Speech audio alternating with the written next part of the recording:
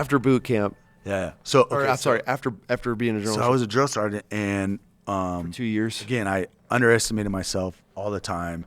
I've been like PT stud, drill sergeant school. I was like the PT award. I was commandant's list. Like it's always been that way. All my schooling, everything I've done, crush, whether it's honor grad, PT awards, all that. And I'm not saying it as a brag. I'm saying it as like I fucking wanted. Like those were my goals. Yeah. Like when I went to BNOC, which is like the basic non-commissioned officers course, like I was like, I'm fucking crushing everyone here. And like that was my goal, to like be better than everyone here, because as a professional, it's like that's how I looked at being a soldier, was I'm a pro's pro. Well, but I still underestimated myself. And I get to Fort Leonard Wood, and they have Sapper School is on Fort Leonard Wood. So Sapper Leader course. It's what's a sapper for people listening? So a sapper is the history is really long, and I even explained this back in the day. Like they would even like dig under castles. There's a movie where they like dig under castles, send a bunch of pigs in, and they burn them. So all the oil from the pigs like sinks the castle, and they're able to breach it. But sappers were like they're a master breacher. Like your job is to breach and do demolitions, explosives, all those things. But it goes like it's thousands of years old. The term sapper. Really? Okay. So the Army, basically, it's an engineer course. It's for engineers, but it's open to everyone, because it's a lot like Ranger School. It's a patrolling school. Sapper School was the funnest time I ever had in the Army. Was at Sapper School. If anybody's like, what would you do? Go right back now. It's like, if I'd have to train a little bit, I need about a month to get in sapper shape. Well, probably a little more. It is hard as fuck. Really? Oh yeah, dude. Why is that? Okay, so the first 2 weeks is general subjects, and it's on a point system to graduate Sapper School. Okay. So there's a 1,000-point system. You need 700 points to graduate, and 50% goes on all your patrols, just like Ranger School. So there's 300 points available during patrolling, and 700 points available during, it's 200 points available during patrolling, and 800 points available during general subjects. But what you do is, it'll be like, you'll get like a demo calc class. You'll learn how to do all these demo calcs. And then the next day, like you'll build a bunch of charges. You'll go blow shit up like that. And then the next day you're taking a fucking 100-question math test. And so you're losing points. You're losing points. Okay. So you get a certain amount of points. And even at PT, like you're wearing a chem light around your neck. And at PT, like if you get your chem light broke, that's like points taken away. Really? So every day there's a lot of mountaineering. There's a lot of so there's a ton of knots and climbing and mountaineering involved. Where's the school at? Fort Leonard Wood, okay, Missouri. It's in the Ozark Mountains. So every day you're learning a task. There's a lot of maritime stuff. You do a bunch of things. So with you do a bunch of BLSs and helo casting and things like that on the maritime side. Do some mountaineering stuff. The coolest thing about the general subjects study or general subjects stuff is everything that you're learning you're going to do in patrols, like actually put it to test. Okay. An example is like there's 19 testable knots. You have 2 minutes to tie the knot. You have to say the checkpoints and the purposes of the knot and tie it to standard, whatever the standard is. So the checkpoint of an inline bowline is, 2 bites and held in place by a turn, or 2 turns and held in place by a bite with the safety and a minimum 4-inch pigtail. And they'll be like, inline bowline, go. And you have to like tie it and say it and then be like a minimum 4-inch pigtail. What's the point of that? Why are you needing to learn to tie all these knots? Because for mountaineering. So you need them to patrol. You're going to tie, all these knots and use all these things on missions and on objectives. And it makes you so much better, more of an efficient soldier when you know knots and know how to do all these things. But there's smoke sessions literally scheduled in Sapper School. Like, you don't have to do anything wrong. They'll just be in class. You're like in class, you're teaching whatever, and it could be like pen and paper type teaching stuff. You're doing math problems and learning how to like do this and like demo, and they're like, get the fuck outside, sappers. And the smoke sessions there are like fucking legendary, bro. Really? We do POW crawl a lot, which is you put your hands behind your back and your feet, and you're just like crawling. You do a lot of POW crawls. They have another one they call, they're like, we don't have lawnmowers here, Sapper. We call it the John Deere tractor. And all it is like the fucking star, man. So it's like a thruster. Like you squat down, you grab a handful of grass, and you jump up in the air and throw the grass in the air, and then you turn. So you do it like north. Southeast. You just like turn, go in like circles, John Deere tractors and smoke set, just nonstop. The cool thing is unlike Ranger School, they leave you alone a lot, and they even have food. Like you're allowed to, you can order fucking pizza at night in the barracks. You can they have a food closet, and you just write an IOU because if you don't have cash, eat honey buns, candy. They try to fatten you up because even though they're smoking the fuck out of you. In your PT and your ass, every morning PT is like 2 hours. It's a lot of intense PT. You go to the lake, like lake day, you spend like 4 days at the lake, and you're just carrying boats around and jumping at helicopters and getting smoked in the water and all this shit. But they feed the shit out of you. When they bring chow, they're not allowed to take chow back. So like if there's 20 students, they get chow for like 50 people because the instructor's eating. They'll be like, eat all this spaghetti, sappers. You're like, fuck, dude. But the reason for that is because they fatten you up for patrolling phase. The reason why I said it was so fun was because you're in this, you learn all these skills, and you get tested on them, you're testing out, you're really honing them. And it's a lot like Ranger School with just a little bit more focus on some of those, on the engineering and demolition stuff. So you have you guys are learning how to pop doors, locks, all that stuff, everything. And we do everything with, also with, improvised stuff. So everything we're building is not like you're not just putting C4 on a door and popping it. Like is this where you guys are learning how to like put dust initiators, water in, impulse charges. So we do so the guy who blew up Oklahoma City, he was a sapper. So you're on the watch list when you go complete Sapper School because he used everything out of the Sapper handbook to. Because I've heard stories of guys like being able to like put water in a dip can, and just by learning how the way that the charge is going to explode and push water, I mean they can just So you learn the stuff you learn how to do and build and create charges that are also very improvised. So you make have you ever made claymores? We call them a grape shot, like out of soap, like a soap dish. C4 and ball bearings in a soap dish. You put it together, put your Yule knot inside of that soap dish. You can do the same thing with we'd take the vegetable cans from the chow hall, fill them up. My favorite is dust initiators. So you just use like an MRE bag. You can use like baby powder. You tie your Yule knot, stick it down in there with all your shit. And what happens is when that explosion goes off, it pushes all the air, like the baby powder or the sawdust, out. And then the overpressure pushes it out. But then when the det cord ignites, it lights everything on fire and sucks it back in on itself. So you can take this room of dust initiator in this room and literally just squish this room like a can. And how big is that? For a room this size, it'd take a pretty good charge, probably about as big as this, about as big as you can just you can just collapse the room on itself. Yeah, I've made them like this size on deployments and stuff, and like just suck stuff in on it, so little buildings and stuff. So I've learned. So what was cool is that gave me so much experience with demolitions and breaching. I had SRT. We used obviously we built like flex charges, linear charges, all your breaching, kind of your classic ballistic breaching stuff. So you do the same. You do mechanical, ballistic.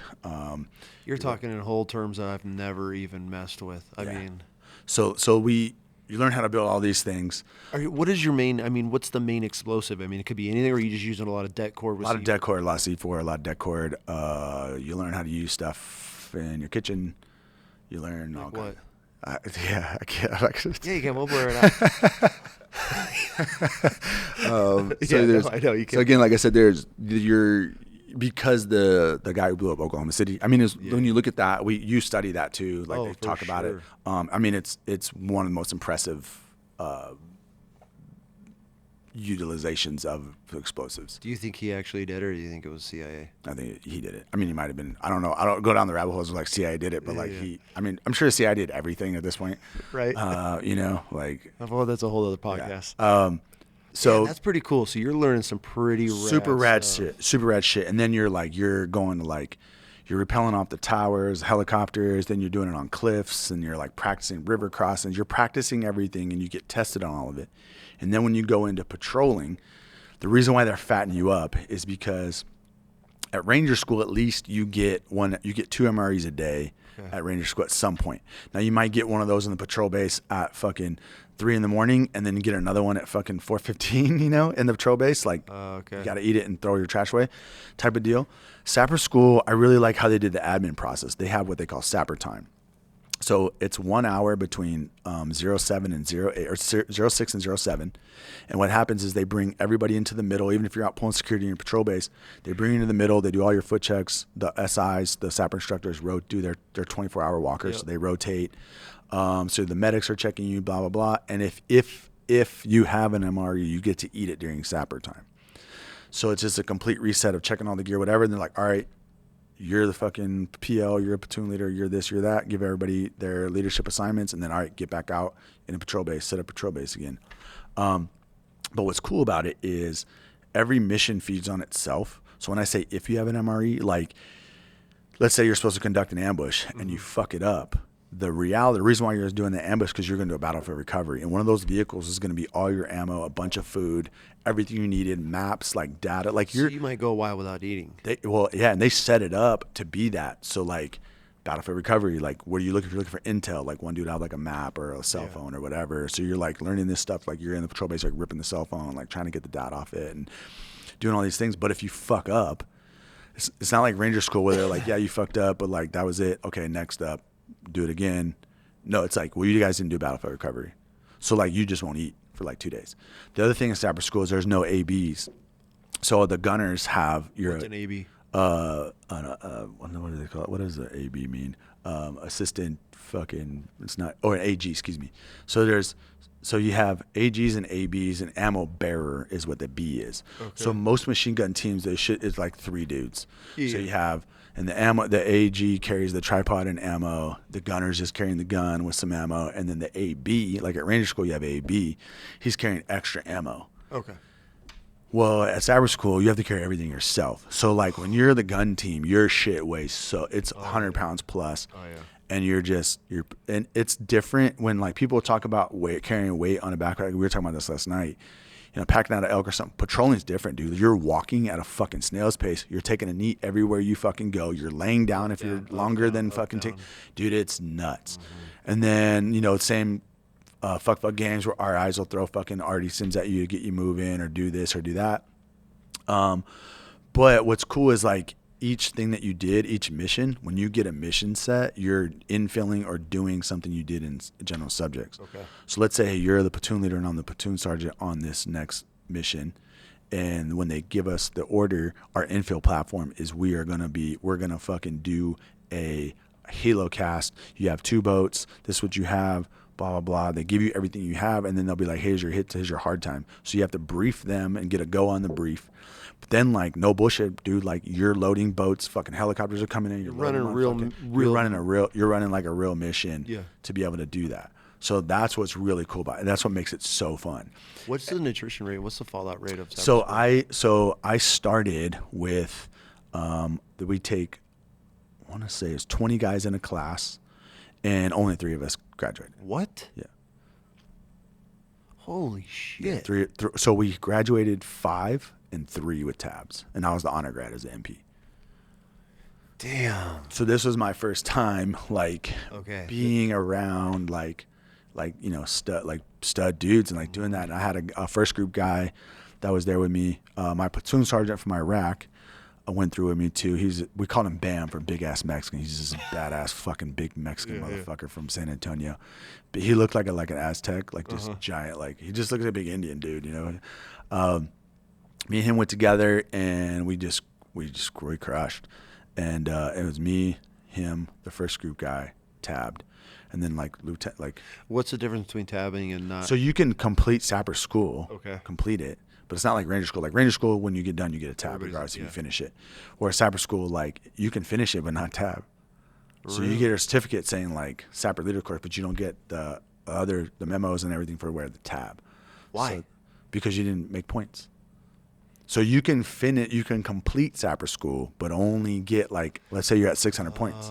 You failed land nav, or you failed an event. Let you go but so most people probably leave once they're right. You're done. Well, people can recycle. So there's guys going back through. So there were more people that tabbed that day at graduation but they were also, it was like their second or third time going through Sapper School. Yeah. But your initial class, I mean, My you initial started class, 20 the and started- 20 that started, only 3 of us completed That with the is tab. crazy. And I had like a really cool experience because it was like kind of the first time, like even the first group dude that was there, and there was a kid from Ranger Battalion. He actually recycled and went through again, and he was like, dude, like, what? You're an MP, bro? Like you should do something. Like, dude, you know, I didn't realize everything that was out there. So I'm at Sapper School. I go straight from, and this is September of 09, I believe is when is the month, September, August through September. Then I went to ALC, which is Advanced Leaders Course, like the school you got to have to be like a sergeant first class, E7 in the Army. I made the E7 list. And so I do that. And then right after that, I got high PT award and commandant's list. And I'm coming off the stage, and the commandant of the MP Corps he's a Ranger. He's a Ranger tab. So he shakes my hand and puts a Ranger tab in my hand. And then the Sergeant Major of the MP Corps was my operations sergeant when I was first at Fort Hood way back in the day. Master Sergeant Palmer. So Sergeant Major Palmer, and he's this old school like D1 wrestler from like Pennsylvania, and he went to Ranger School like in the 80s. So he's got a Ranger tab. Oh, okay. So These are old school. Yeah, so they're old. They're old as shit, dude. There's like 60-year-old men, you know, like still in the Army. So he shakes my hand and he goes January 3rd, and this is like December like 17th or 18th. Like we're literally just gonna start Exodus. Less than like, a month away. Yeah, and I'm done with the trail, but I don't have orders for anything yet. Like I don't know where I'm going. I was still like waiting. I think I was on orders to Hawaii actually. I had orders to Hawaii, but it was like March or some bullshit. So he's like, January 3rd. I was like, what? He's like, Ranger School. I was like, okay. So he's like, what, you don't want to go? I was like, no, I want to fucking go. So I had Christmas Exodus to get all my packing list, get everything ready to go to Ranger School. Well, the other funny part about this was at Sapper School, they were like calling me Superman. They were like, this dude's fucking Superman, until we got to the lake. And at the lake, they were like, we found fucking Superman's kryptonite. I don't swim good, dog. I'm not an aquatic motherfucker. You know what I'm saying? From the hood, bro. Found that out real quick. So like I failed a fucking lake swim. Like you have to swim across the lake and back in like a certain amount of time. And I was like, and they're like jet skis, like we're fucking zooming around you and shit. I'm like, fuck you guys, like help me. So I fucking sucked in the water. So I knew, I was like, dude, I can't go to Ranger School and like fuck anything up. So I was at home on leave, and my brother's girlfriend at the time was on the UNLV diving team. Okay. So I literally just went to the pool with her every day while I was on leave. Taught me how to swim. And then Like legit had to learn how to swim. yeah, legit, before like Ranger learn how, school. like I could like not die, kind of like if I fell in a pool, I could like get to the edge real quick. Like I could like doggy paddle to like the edge, but like this is not like Swimming across the lake, get back. You were no, bro, not a chance. Like I could swim like the length of a pool and then just be like I was gonna die. Like I was fucking being chased by fucking hyenas, you know. So I go learn to swim, go to Ranger School, and grace of God, dude. I mean, I didn't recycle. I went straight through. And I forget what it is, but they're like, cause I got all goes on like my patrols, but at the same time, I kind of felt like I should, like I just got done with Sapper School. I was at SLC Sapper School, like for planning and doing stuff. Like I used the Sapper handbook. It's a little more detailed than the Ranger handbook a lot when I was writing my op orders and doing stuff. And I thought like I should be able to help a lot of these younger guys that are here. You know, I have a little bit of experience at Sapper School. So they count Sapper School as pre-Ranger if you go within a certain your time RIP, period. your pre-RIP or whatever is what that's. No, RIP is for like the guys going to Ranger, not assess, or that's RAS. So RIP or RAS, whatever they used to call it. But RAS is like the Ranger Assessment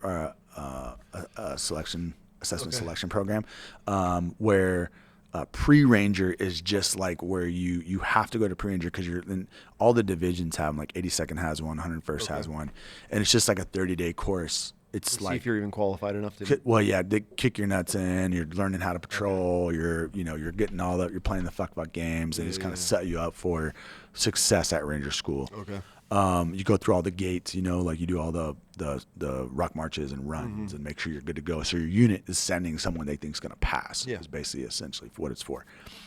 So go through Ranger School, and everything's. The only problem was like I got a fuck ton of frostbite when I was there. I was there in the winter, and like it just like so my hand. That's when I really started getting a lot of like some frostbite issues. My hand, like you can see like my capillary is like freaking weird. Hands and feet pretty bad. It's like our first time. You're so malnourished. And, and I had like didn't even have a month off from Sapper School. No, So but then at the time, my sergeant major was friends at the academy with a guy who was taking over a sergeant major in Ranger battalion. And he was like, hey, he was kind of telling about me. He was like, that dude needs to be, like, there's so many jobs in special operations for him, whatever. So I did like a drug deal to get a job with him. Are you even at this point in your career, are you like, okay, I want to go SF, or are you just fucking going with the flow? I'm just rolling, dude. Like the thing is, this is the talk I had. So my sergeant major, he's like, where do you want to go? What do you want to do? So most drill sergeants, you can call a DA and they'll send you wherever you want to go. A lot of guys get like, and it might not be wherever, but it's like, what do you want to do? And you're like, I want to go to Panama. And he's like, I don't have a Panama, like, because there might be one billet. Yeah. But they'll find you. Like, you want to go to Germany, you want to go to Hawaii, you want to go to fucking Fort Bragg, like whatever you want to do, that DA, like they try to take care of all the drill sergeants leaving to go back. I thought I was going to get an opportunity at a job in JSOC. What ended up happening was I was in E7. I was promotable. So like my sergeant major was like, yeah, you can go here. We'll get you this gig, whatever. So I thought I was going to go down there and do this. And it ends up like the sergeant major that made the deal with me was like, well, you're E7. I can't use, I didn't know you're E7. I was like, what? I'm like so fucking confused. I'm like, I don't fucking get it. So this is where I basically was like, well, fuck it. Like I'm just going to go to selection. Okay. So I go to Special Forces selection. I go to SFAS. And then I get done with that. I get selected. And then they're basically like, well, when do you want to get here? And I think I went through September or October. I can't remember exactly. And then I started the Q course November 10th. This is after you went out of, this is into Ranger School or after Ranger? After Ranger School. So September, the end of August, I start Sapper School. Yep. Fast forward a year later, November 10th, I'm a Sapper. I'm a double tab E7 in the Q course. Jesus. So I went through like, and it was good that I did it like that because I just recovered from one school and like went straight into the other. I was like, fuck it. Why not? I was like in shape, prime shape. Yeah, and I was like, and this was 2009 and 10, so I was like 30. So, okay, prime. So after going through Sapper and Ranger School, which one is harder? Ranger School is harder because it's longer.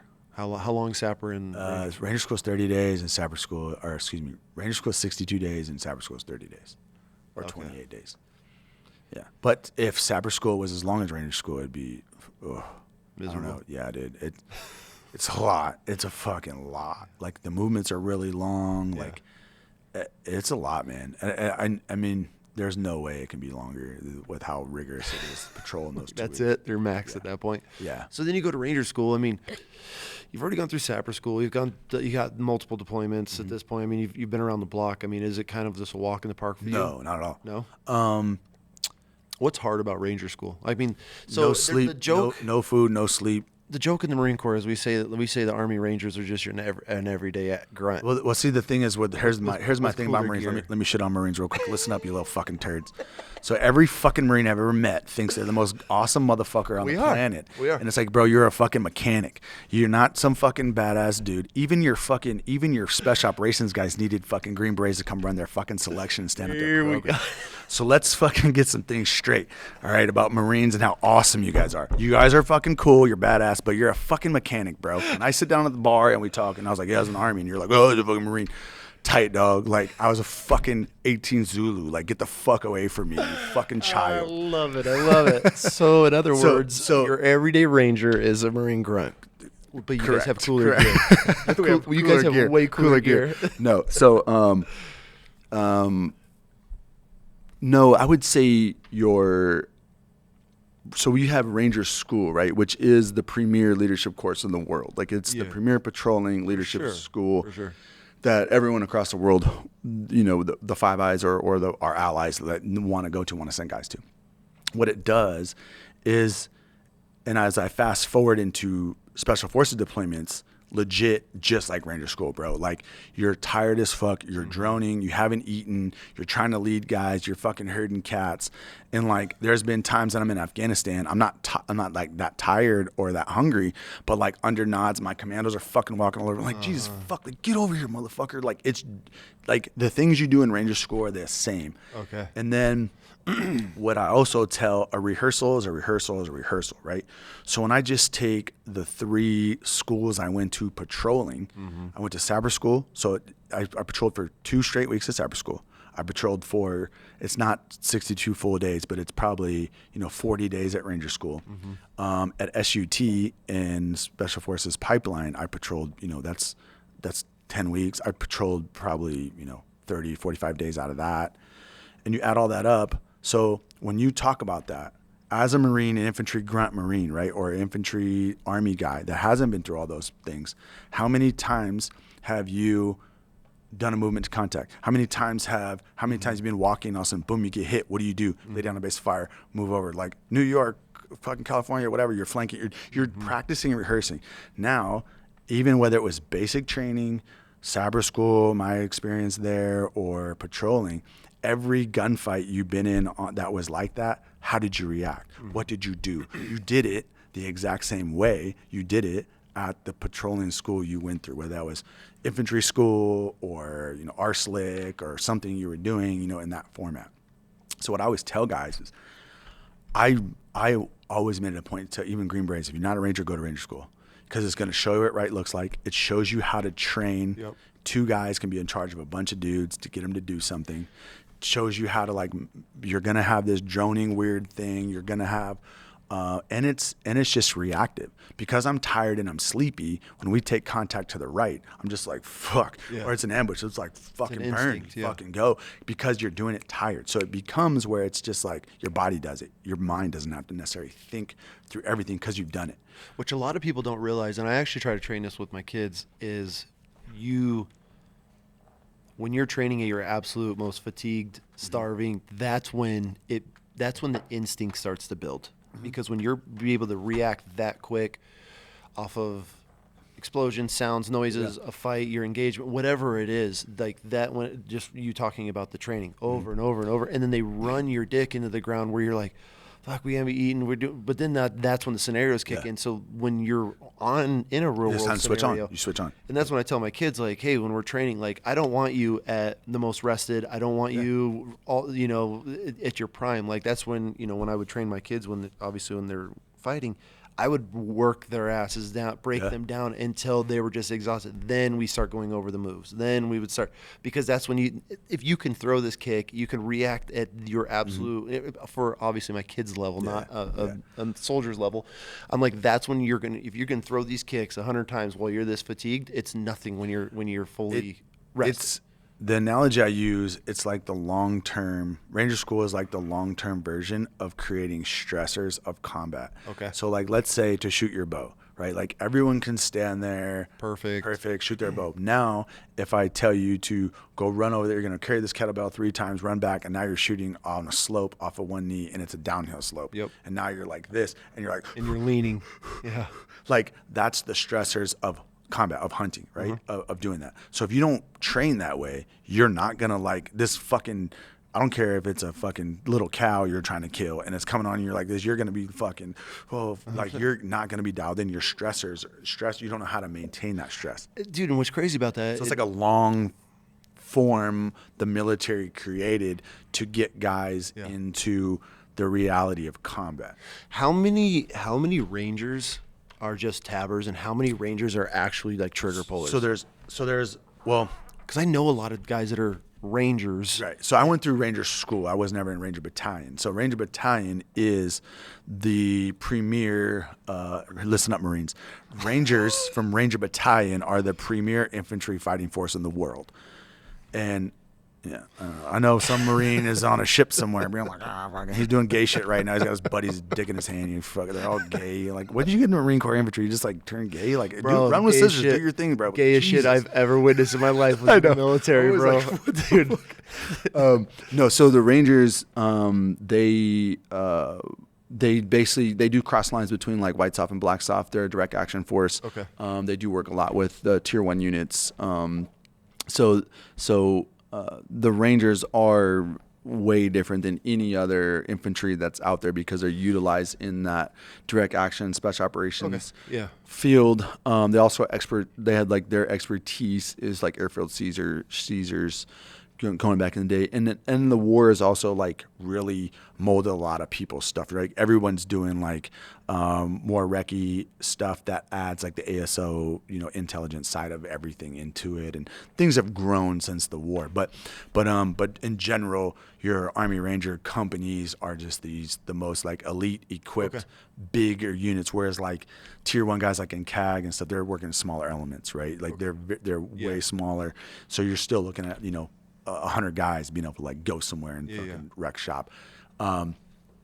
Now that's like the difference. So when you say like how many guys are like trigger puller Rangers versus, so I would say the guys in Ranger Battalion, there's three battalions.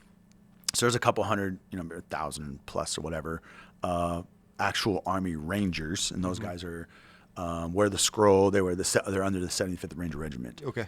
And then you have the school. So then there's hundreds of guys that go through the school. So I don't know how many. I think there's 10 classes a year or something like that, and you're probably graduating, 50, 60 guys a class or something. Matter of fact, next week would be the 10-year anniversary for me competing in the Best Ranger competition. Okay. So yeah, me and my buddy Chris Carlson competed in Best Ranger 10 years ago. So after you got out of Ranger School, where'd you go from there?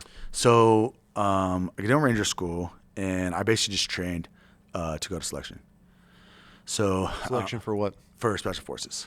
So you're saying that Rangers are obviously the top tier, but like you put that above any SF units, or? Well, so everyone has a different mission set. I would say that Rangers and Ranger Battalion, they're very young too. So like you get the high school kids like straight out of boot camp that go to RASP, and they get selected, and then they become a Ranger and they get on deployments. So you're talking a 20-year-old Ranger. Well, you're talking 18-year-old kid that's in Ranger, that's a brand new private in Ranger Battalion, and his fucking team leader is fucking 20. Jesus. You know what I'm saying? So there's a difference in that, and that's where like. We'll knock on somebody else. Let's talk about the SEALs. So not only do they have great hair and they're fucking amazing, they're all so awesome. If you ask one, he'll fucking tell you how awesome it is. And they all have a book. They're not a SEAL if they don't have a book. This is true. But no, I've had some amazing times. Some of my like good buds are actual Ranger or SEALs too. But when you look at the age of them, they are like a very immature age range in special operations, because they're 18, like most of that fighting force is mid-20s and below. You have squad leaders and game. Right. Well, you think of just regular infantry, like how old is your platoon sergeant, right? He's probably like a 27, 28-year-old E7, right? So they're younger, but the Rangers they're really good at discipline, physical fitness, discipline. The cool thing about them is they can kick people out really easily. So like if you don't hack, if you can't cut it, or you get a DUI, you get in trouble, you do something wrong, like you're gone. You're fucking gone. So because there's so many infantrymen that want to be Rangers, they have like a never ending pool to pick from to make sure all those guys that are Rangers are fucking elite. So you got to keep your shit tight. You got to keep your shit tight. So when you meet somebody, like I have a buddy who's retiring from Ranger Battalion now, he's getting ready to retire from regiment, and I've worked with him, for years, and in the special forces side of things, and just kind of tying in. But he has this long career of being in Ranger Battalion, but he started when he was like 18 years old, and that's all he knows. And there's fewer of the older Ranger guys that stay in regiment a long time, because a lot of them have to go, so everything's billeted, which in the Army, even regardless what unit you're in, you're still in a billet, meaning like it has to be that slot. So like if you're talking first sergeants, and there's only 4 E8 first sergeants positions, and you probably need to be a first sergeant to be a sergeant major. So like there's only X amount of Ranger E8s that can be a first sergeant at a particular time, and then how many sergeant major slots are there? Well, there's only 2 fucking per battalion. So you start weeding as you get higher in rank out, and guys start filtering themselves because they're like, well, shit, I need career progression. So like, well, fuck it, I'll go be a fucking first sergeant in 82nd then or whatever, or they get in trouble or Yeah. something. So that aspect of what I really liked about them is the discipline.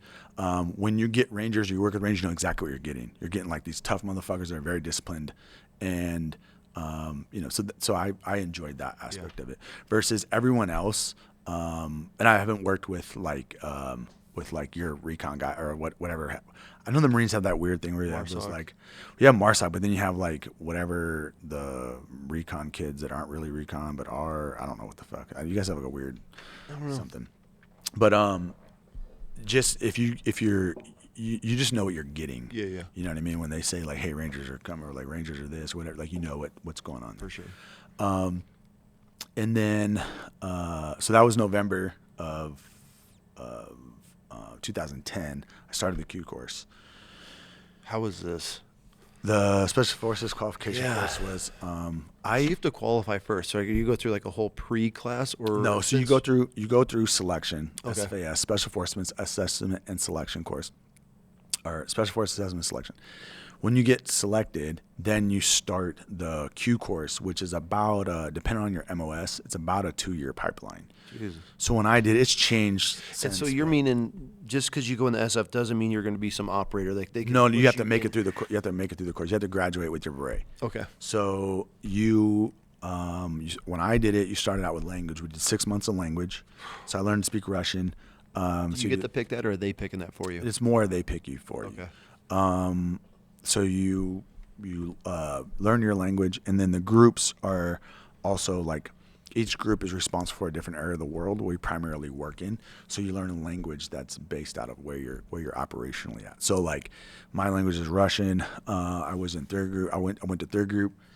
So we had like the stands, Afghanistan, and all the stands. So they got all these Russian speaking, countries and people in that area.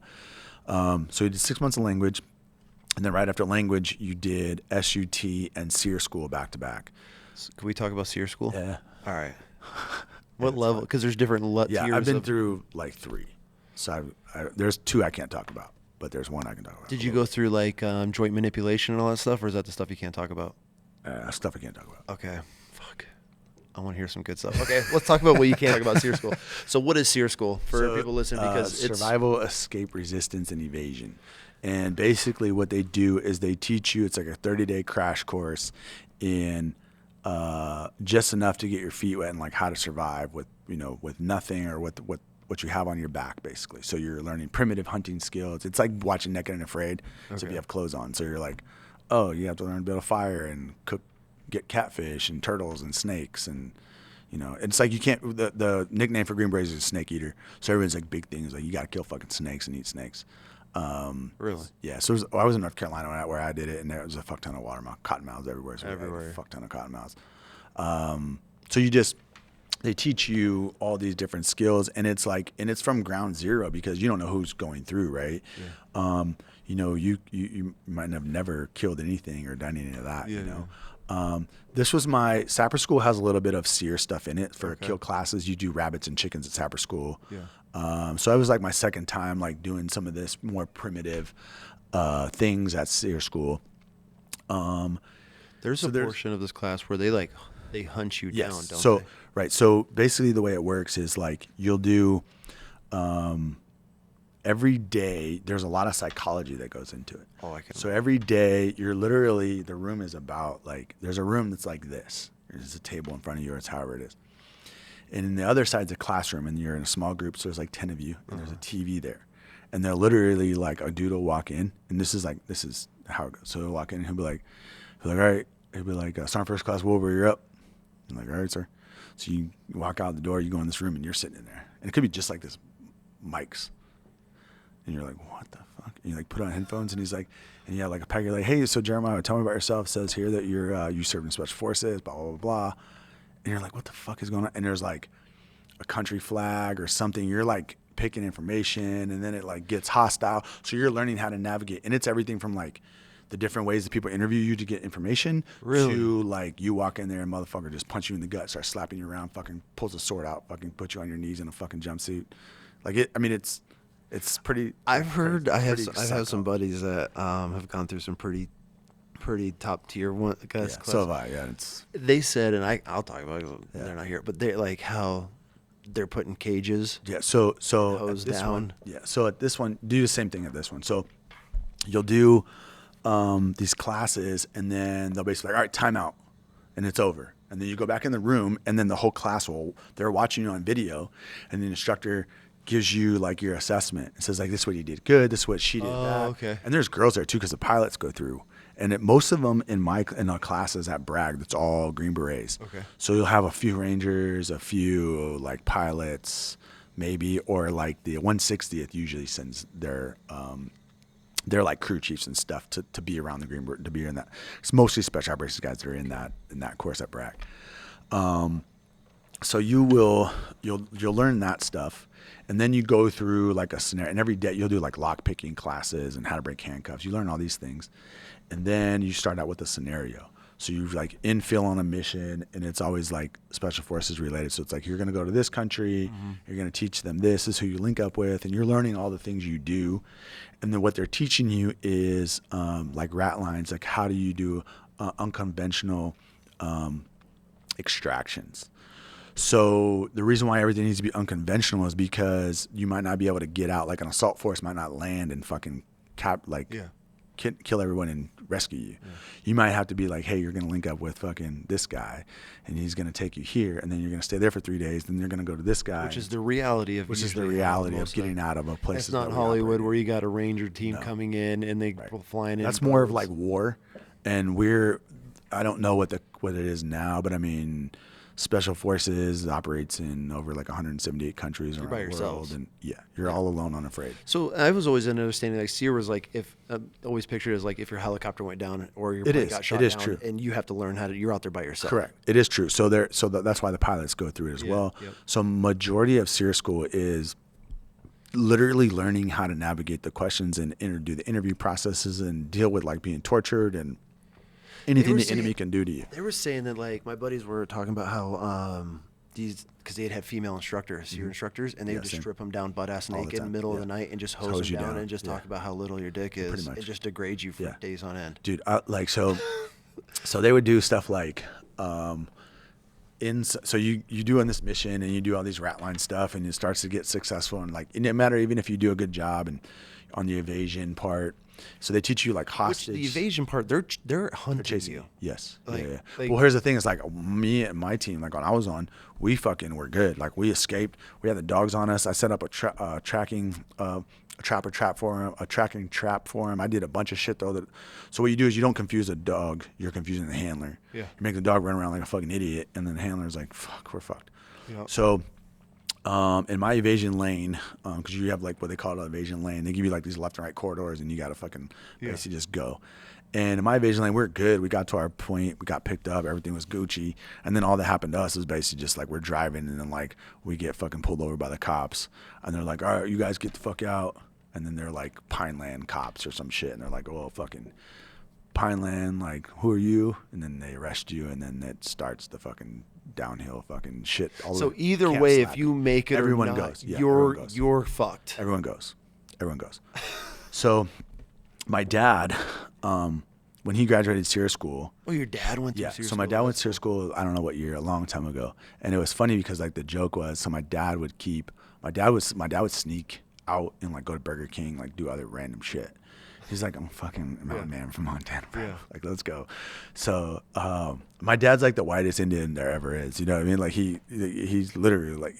So anyway, I was like, I gotta try to do shit to like, I gotta like, why not? You know, like try to do cool shit.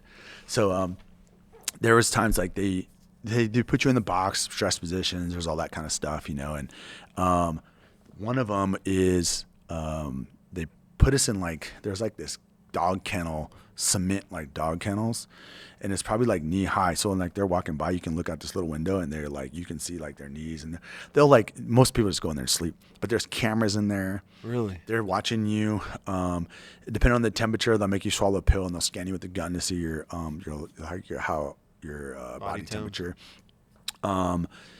There's psychologists, and like this is a giant, robust machine watching you. Like there's nowhere you can go where there's not cameras on you watching you, what's going on with the instructors and what they're doing. So like, Because I'm sure they've fucked some dudes up there on oh, accident. yeah, I'm sure they have in the past, like for sure. So like you're like when they open the door, they'll make noise because most you just go in there and sleep. It's kind of like your time to like, hey, and they're trying to teach you how to figure out patterns.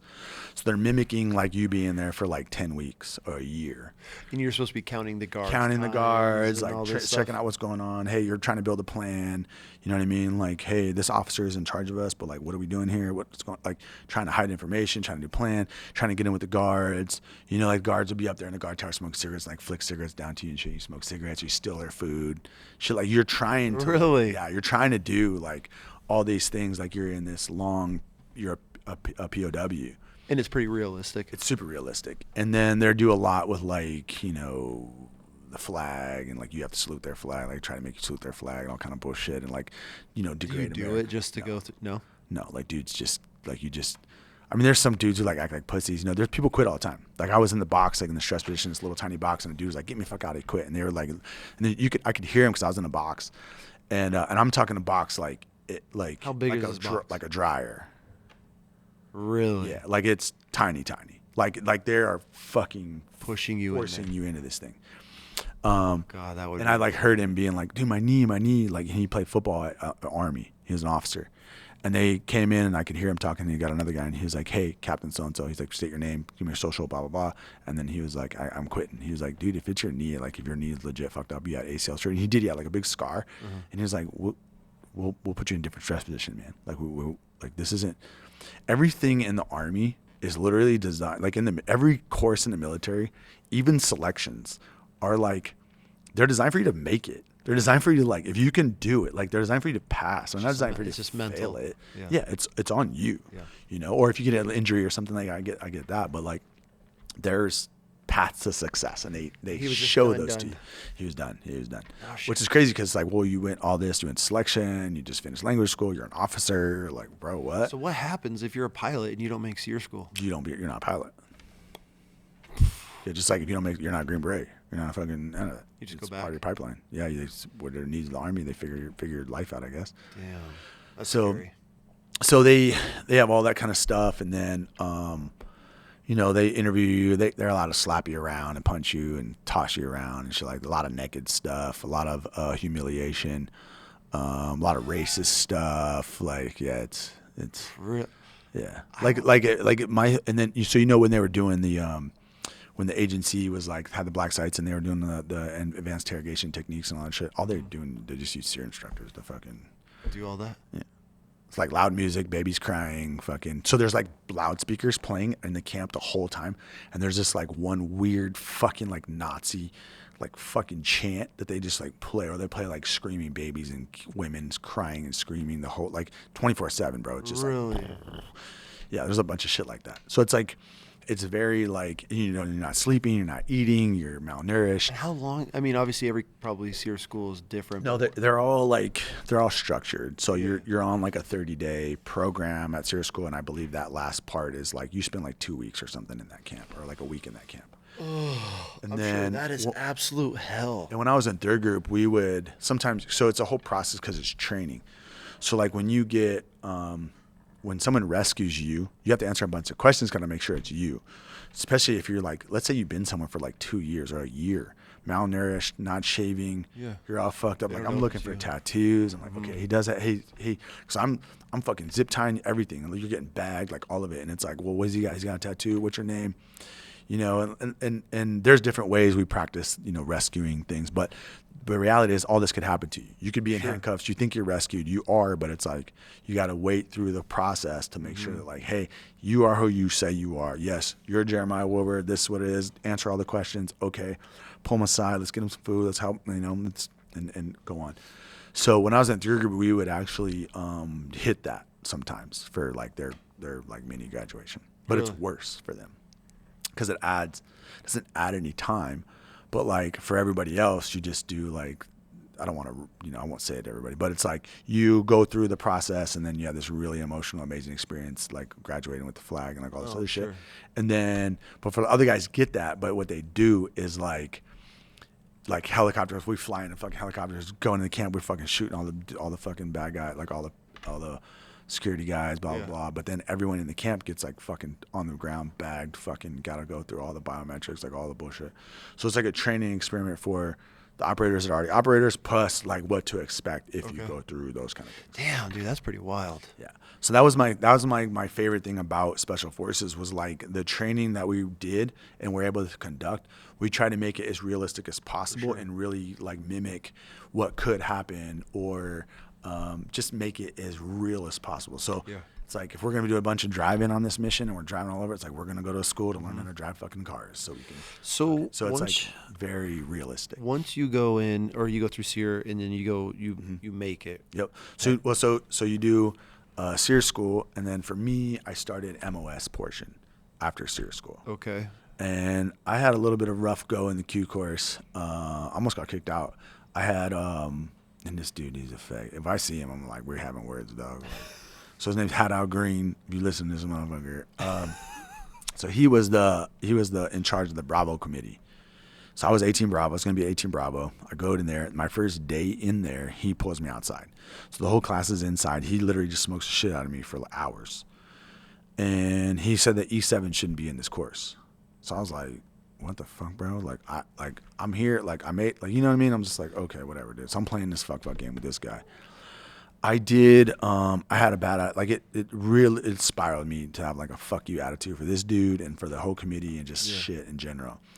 Up until this point, we do peer evaluations every single like events that you're doing, you know, like every phase you're in, you're doing these peer evaluations. Because you can get peered out. You can get peered out. Okay. Yes. So if you're just an ass and you guys in your platoon don't like you, you're gone.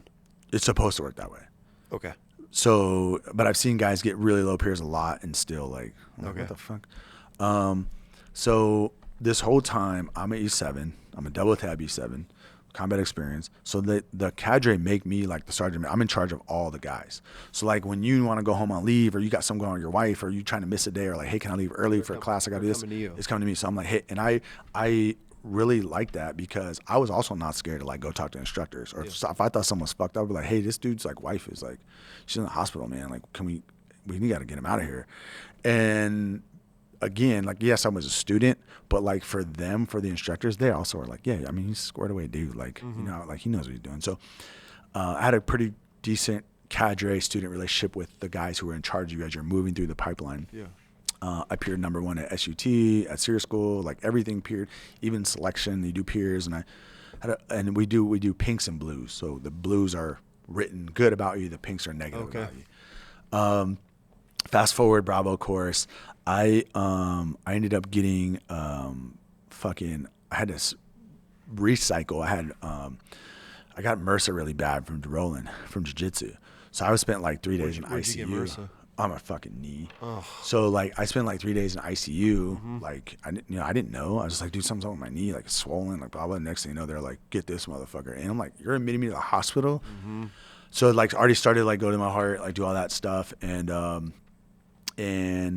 really bad cellulitis that turns, or MRSA, you know, turns into, I don't know which one.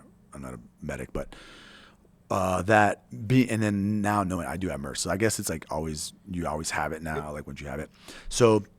And I've had, you know, doing martial arts and stuff. I was like, it's fucking cellulitis. I got a little thing, like just fucking squeeze this motherfucker out, give me some antibiotics, we're good, right? And I didn't know it could be that bad. I just thought like, So what happened was I had to go back. Like all I needed to do was go to the field. There was like one field exercise, an FTX at the very end of the Bravo course, and that's what I had to do was go to that. So all my guys I was in class with, they fucking went forward. The other class behind us, like I didn't like any of those motherfuckers, dude.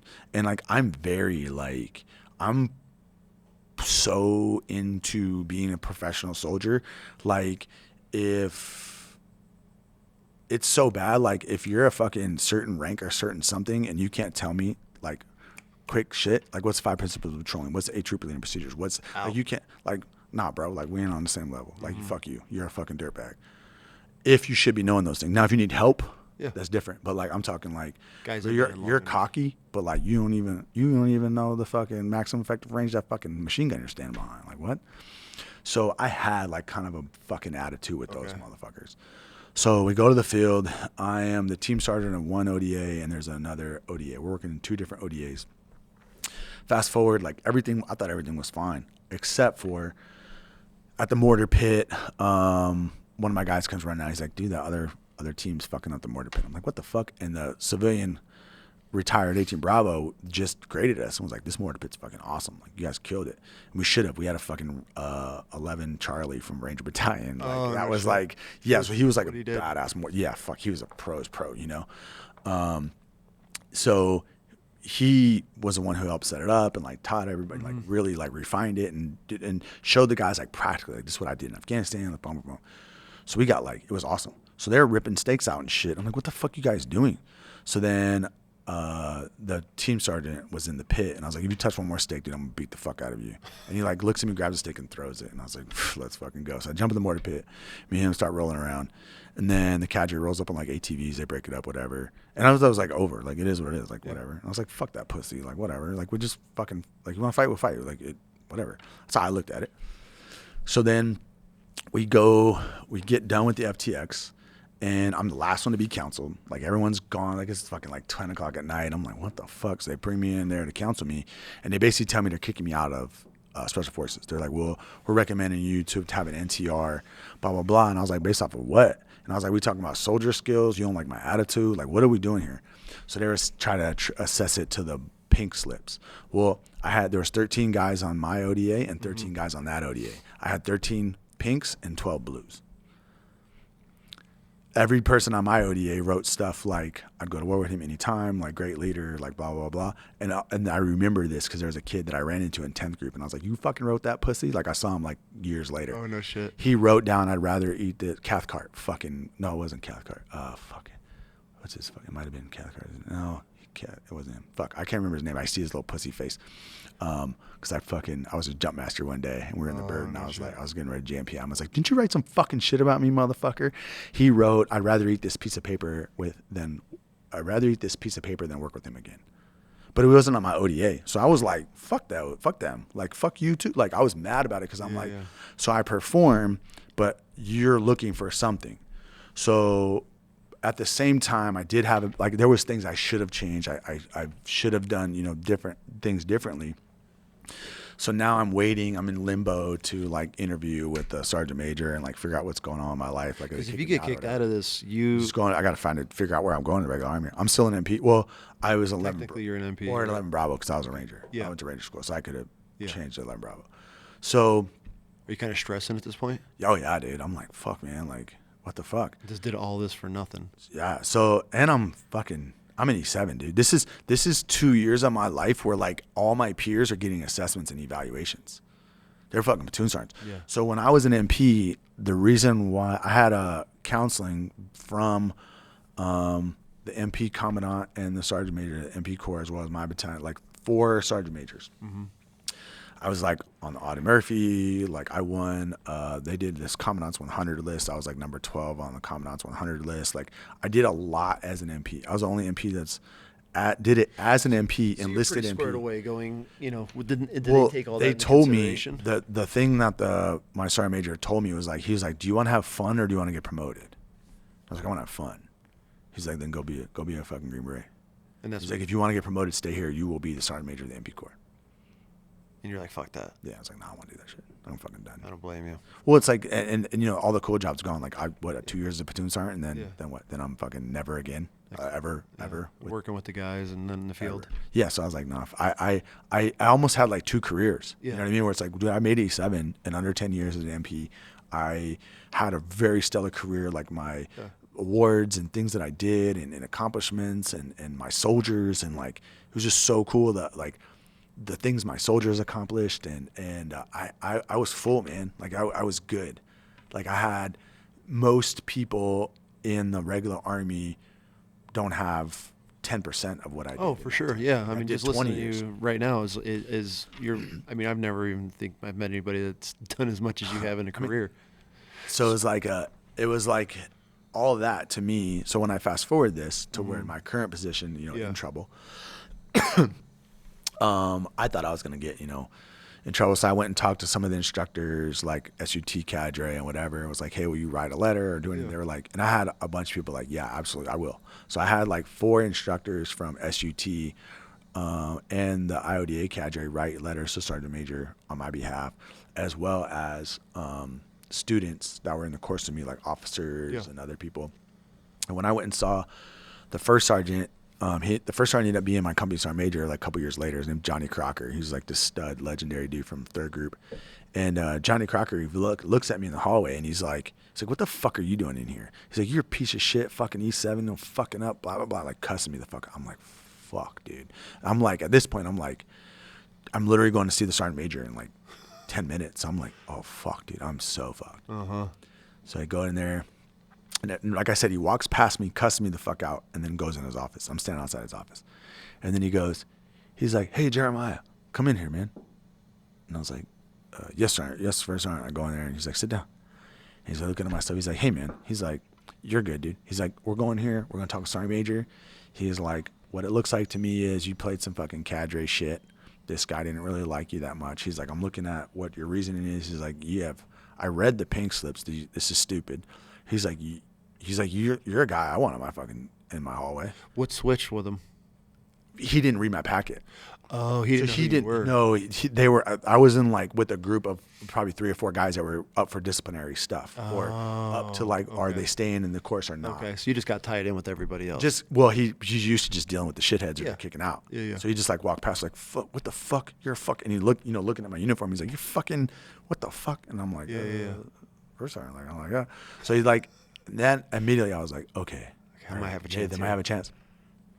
So I go into with the sergeant major, Sergeant Major Barry, and he sits me down and he just like talks, and he's like, well, you can't be fighting dudes. He's like, we got kids that are like MMA fighters and all this stuff.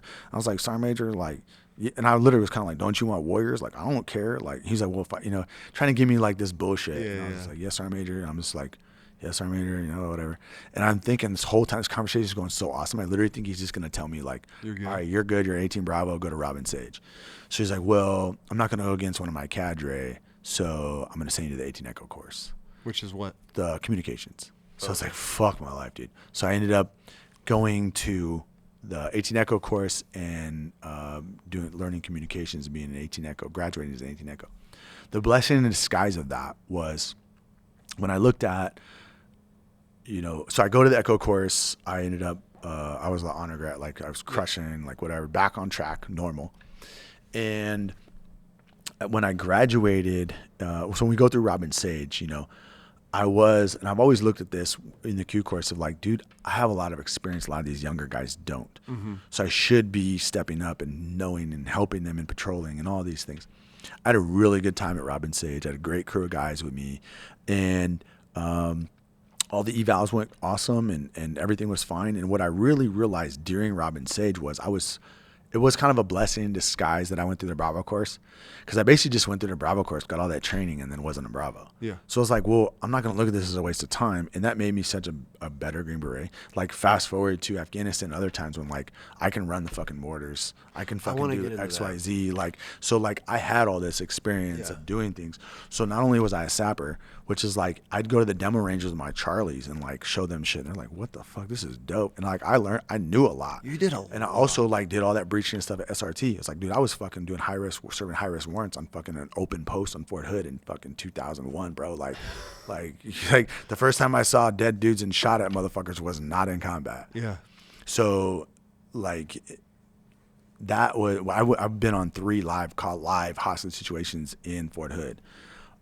So like I had experiences, and when I tell her all that together, it was kind of like God's way of being like, you need to get your shit together a little bit here. And at the same time, it was like a blessing to be carried me forward to give me this training and make me an asset, a better Green Beret, because I did have a better understanding and knew those things. Which is incredible. I mean, not everybody gets that. Right. Especially the mortar piece, which was big. Yeah. Because, like even mortars are such a hard thing to learn. And even if you got a little bit, you learned it in the Bravo course, it's so perishable. Like if you didn't really receive it well, or it wasn't your thing, you weren't into it, like it's just going to go away, dude. Like it's gone, Imagine.